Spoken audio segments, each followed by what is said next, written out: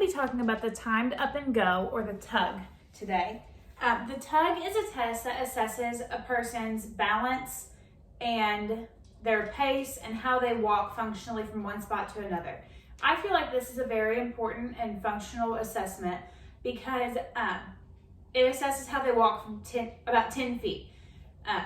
And that is a very realistic household distance, in my opinion. So say someone was in the kitchen and they were cooking and they had to walk to the table, that might be about 10 feet. Or if someone's in the living room and they wanted to go to the refrigerator, that might be about 10 feet.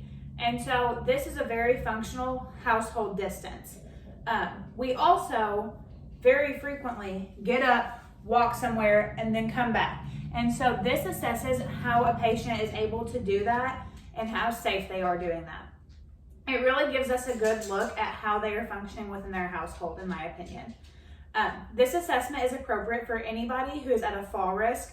So this might be an older adult more commonly than a younger person, just because with age, our balance decreases, we have more comorbidities and things like that. But it can also be appropriate for people after an orthopedic injury. It can be appropriate after a stroke. It can be appropriate after a long hospital stay that caused weakness. There are so many different diagnoses that this could be appropriate with.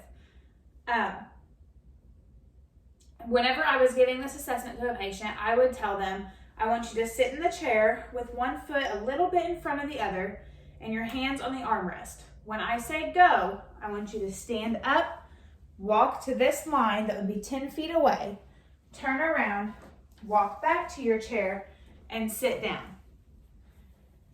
I would keep the directions simple so that I did not overcomplicate or think that it was a race, because this does not need to be a dangerous thing for the patients, but it does assess their pace.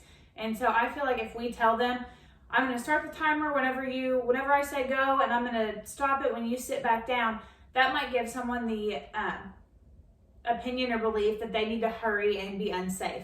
And what this assessment is supposed to do is just assess their normal walking pace and how safe they are during that.